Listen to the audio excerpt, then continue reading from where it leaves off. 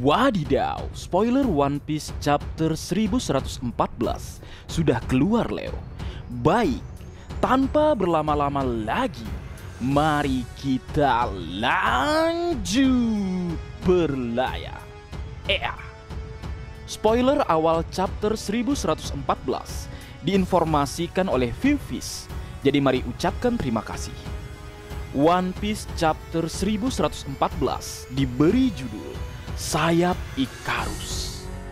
Masuk ke cerita melanjutkan chapter sebelumnya, siaran Dr. Vegapunk ke seluruh dunia masih berjalan atau berlangsung. Dia mulai berbicara tentang abad kekosongan atau Void Century. Namun Dr. Vegapunk tidak tahu banyak tentang hal tersebut. Dr. Vegapunk mengatakan bahwa pernah ada seorang pemuda bernama Joy Boy dari kerajaan kuno pada masa 900 tahun yang lalu yang memiliki kemampuan untuk meregangkan tubuh. Meregangkan tubuh. Menarik.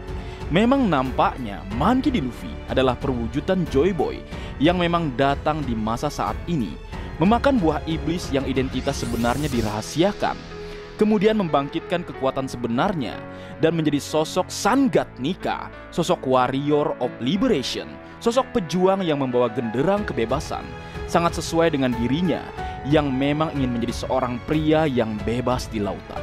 Sangat membenci diskriminasi, kejahatan dan perbudakan. Bahkan kekuasaan yang tak tersentuh pun tak jadi masalah dia jungkalkan atas nama keadilan yang sesungguhnya. Meskipun dia harus melawan dunia, tak gentar sekalipun kapten tercinta kita, Yonko Mugiwara no Luffy, untuk menerjangnya dan kembali ke sosok Joy Boy masa lalu. Sosok yang mampu meregangkan diri.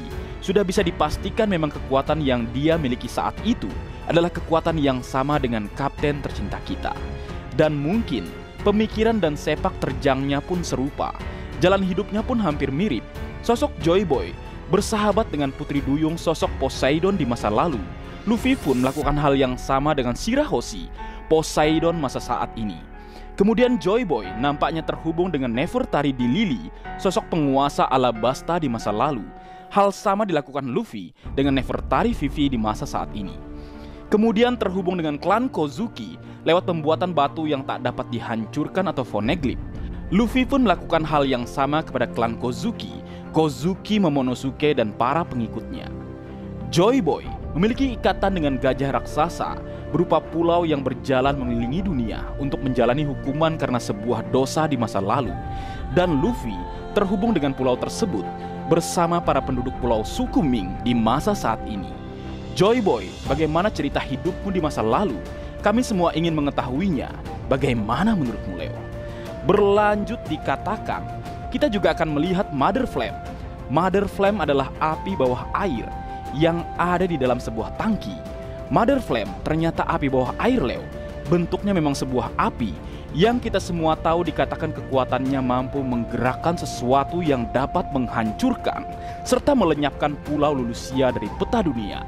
Kekuatannya mengerikan. Dan terlihat reaksi dari orang-orang di seluruh dunia terhadap siaran Dr. Vegapunk. Mungkin semua mata dunia akan tersadar bahwasannya dengan informasi Vegapunk seolah mengabarkan jika Joy Boy telah kembali. Saatnya melakukan revolusi besar-besaran terhadap dunia yang memang sudah tidak berada di jalan kebenaran.